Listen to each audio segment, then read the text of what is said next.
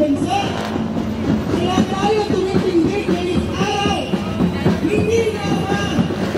Mga kasama, para po sa mga manggagawa at mamamayan na naririto ngayon, naririto po ang kabataan kasama ng iba't ibang mga progresibong grupo upang ipanawagan sa Estados Unidos na harapin niya ang kanyang utang sa mamamayan ng Pilipinas at sa mamamayan ng Global South.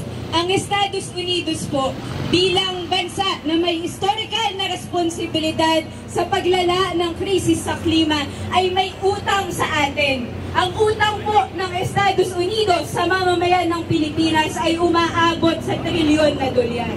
Huwag matakot! Makibagan! Mabuhay ang mamamayang tuloy-tuloy ang pagkilos! Tuloy ang laban!